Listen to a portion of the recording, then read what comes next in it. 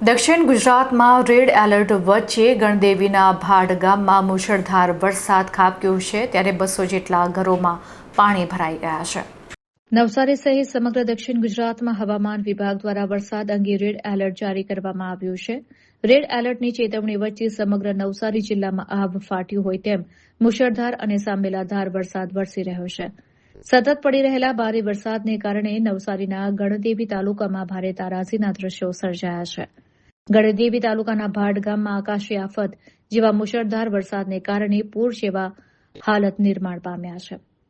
ગામના 200થી વધુ ઘરોમાં પાણી ઘૂસવા લાગ્યા છે, જેને કારણે સ્થાનિક રહીશોમાં ભારે અફરાતફરી અને ભયનો માહોલ જોવા મળી રહ્યો છે.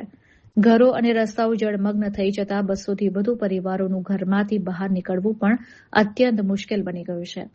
સ્થાનિક પરિસ્થિતિ અત્યંત ગંભીર બની રહી છે. જો આગામી કલાકોમાં વરસાદનું જોર ઓછું નહીં થાય કે બંધ નહીં થાય તો ભાડ ગામ સંપૂર્ણપણે સંપર્ક વિહોણું બનીને ટાપુમાં ફેરવાઈ જવાનો મોટો ભય સેવાઈ રહ્યો છે. પરિસ્થિતિની ગંભીરતાને જોતા તંત્ર પણ એલર્ટ મોડ પર આવી ગયું છે અને અસરગ્રસ્ત વિસ્તારોમાં મદદ પહોંચાડવાની કવાયત હાથ ધરવામાં આવી રહી છે.